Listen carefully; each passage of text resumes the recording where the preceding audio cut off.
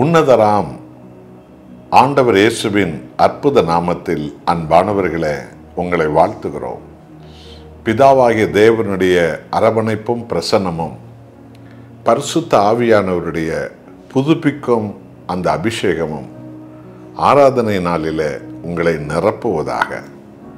முழு இருதயத்தோடு முழு பலத்தோடு ஆண்டவர் இயேசுவை நீங்கள் அன்பு கூர்ந்து பாவமானவைகள் எல்லாவற்றையும் ஆண்டவர் சமூகத்தில் விற்று உண்மையாக மனம் திரும்பி தேவனுடைய பிரசன்னத்தினால் உங்களை நிரப்பிக்கொள்ளும் போது உங்களுடைய அவவிசுவாசமான சிந்தனைகள் மறைந்து போகும். விசுவாசத்தின் தேவன் உங்கள் வாழ்க்கையில் மகிமையாய் வெளிப்படுவார். யோவான் 20ஆம் அதிகாரத்தில் 27வது வசனத்தை வாசித்து பாருங்கள். பின்பு அவர் தோமாவை நோக்கி, நீ உன் விரலை இங்கே நீட்டி என் கைகளை பார், உன் கையை நீட்டி என் விழாவிலே போடு, அவவிசுவாசியாய் இராமல் விசுவாசியாய் இரு என்றார்.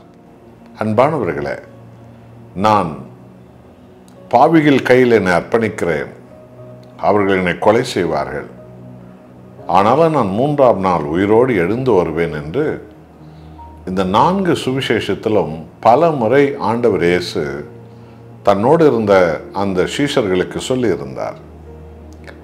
ஆனால் அவர்களுக்குள்ளே விசுவாசம் இன்னும் வளராமல் போய் இருந்ததுனால அதை அவர்கள் நினைக்கவே இல்லை, எண்ணவே இல்லை. அதை அவர்கள் மறந்து போனார்கள். இதோ இயேசு உயிரோடு எழுந்து விட்டார். அவரை தேடி சென்ற சகோதரிகளுக்கு அவர் வெளிப்படுத்தினார். இன்றைக்கும் அவரை தேடுகிறவர்களுக்கு கர்த்தர் இயேசு தன்னை வெளிப்படுத்துவார். மற்றும் பிறகு சீஷர்கள் சென்று ஆண்டவரை அங்கு தரிசித்தார்கள். எல்லோரும் தோமாவுக்கு சொன்னார்கள். ஆனால் தோமா என்ற சீஷனோ மாம்சீகமாக சிந்தி உன்னை கொண்டவராய் இருந்தார். அதாவது மாம்சீக சிந்தையோடு கூட அவர் இருந்தார். அதாவது ஆண்டவராய் இயேசுவை 600 இராணுவ வீரர்கள் அடித்தார்களே, அவருடைய உடலை கிழித்தார்களே, கடைசி சொட்டு ரத்தமும் அவர் உடலிலிருந்து வெளிவந்து விட்டது. அகோரமான சிலுவை தண்டனைகளை அவர் கொடுத்ததை நான் பார்த்தேனே. இத்தனை கோரமான பாடுபட்டு உடலெல்லாம் சின்ன பின்னமாக கிழிக்கப்பட்டது. அப்படி இருக்கும் பட்சத்தில் ஒருவர் எழுந்து வர முடியுமா என்று மாம்சீகமான சிந்தையோடு தான் தோமா இருந்தார். இன்றைக்கும் உலகில் எத்தனையோ மதங்கள் அந்த சத்தியமுள்ள தேவனை இன்னும் நம்பாமல், அப்படி உயிர்த்தெழுதலை இன்னும் விசுவாசியாமல், அப்படி நடந்திருக்குமா, அப்படி முடியுமா என்று சொல்லி மாம்சீக சிந்தையோடு கூட இன்றைக்கும் பாரம்பரிய எண்ணங்களோடு கூட அவர்கள் பகடி பண்ணுகிறவர்களாக, பரியாசம் பண்ணுகிறவர்களாக, அது ஏற்றுக்கொள்ள முடியாதவர்களாக, இந்த தோமாவை போலத்தான் மாம்சீகமான சிந்தனை கொண்டவர்களாகவே இன்றைக்கு பல கோடி மக்கள் பூமியில் வாழ்வதை நாம் காணலாம். இதற்கு ஒரு நல்ல எடுத்துக்காட்டு இயேசுவின் சீஷனாக இருந்த தோமா. ஆண்டவர் இயேசு உயிரோடு எழுப்பின மனிதர்கள் எத்தனை பேர் இதெல்லாம் பார்த்தவர். கல்லறையிலிருந்து உயிரோடு எத்தனை பேர் எழுப்பினார், இதெல்லாம் அவர் பார்த்தவர். காற்றோடு அவர் பேசினதை பார்த்தவர், கடலோடு பேசினதை பார்த்தவர். அவர் கனி கொடுக்காத மரத்தை சபித்த போது அந்த மரம் வேரோடு போய் விழுந்து காய்ந்து விட்டதை பார்த்தவர். வியாதியஸ்தர்களை தொடாமலே உன் வியாதி உன்னை விட்டு நீங்கட்டும் என்று சொன்ன போது பூரண சுகமானதை பார்த்தவர். இப்படி ஆயிரமான அற்புதங்களை பார்த்த இந்த தோமா என்னும் சீஷன் அவர் பாடுகளை பார்த்து இத்தனை கோரமாக இவரை ஆக்கினைப்படுத்தினார்களே, இப்படிப்பட்ட நிலைமையில் ஒருவர் வர முடியுமா என்று மாம்சீகமாக சிந்தித்து கொண்டிருந்தார். ஆனால் என் தேவன் சிலுவையில் தன்னை ஒப்பு கொடுப்பதற்கு முன்னமேயே 3வது நாள் நான் உயிரோடு வருவேன் என்று அவர் சொல்லியிருக்கிறார். இத்தனை அற்புதங்களின் கர்த்தர் அவர் உயிரோடு வருகிறார் என்று நம்ப முடியாதவர்களாக தோமா இருந்தான். பைபிள் சொல்லுகிறது, ஆண்டவர் இயேசு அவர்கள் மத்தியில் தோன்றி தோமாவை அழைத்து, உன் விரலை என் காயம்பட்ட கைகளிலும் கால்களிலும் தொட்டுப்பார், ஈட்டியால் குத்தப்பட்ட என் விழாவில் உன் விரலை வைத்துப்பார். நீ அடையாளம் தானே தேடினாய், இதோ அடையாளம். உன் விரலை தானி பாய்ந்த இந்த கரங்களுள்ள ஓட்டைக்குள்ள வைத்துப்பார், கால்களை வைத்துப்பார், விழாவில் வைத்துப்பார்.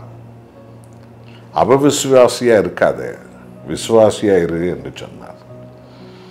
ஆகவே நீங்கள் எந்த பேரிலே கிறிஸ்தவர்களாக இருப்பது பெரிய பெருமையானதல்ல. என் ஆண்டவராக இயேசு கிறிஸ்து உயிருள்ள இரட்சகர், உயிருள்ள தெய்வம் என்று விசுவாசிக்கிறவர்களாக நாம் இருக்க வேண்டும். அதுதான் தேவனுக்கு பிரியமான ஒரு காணிக்கை.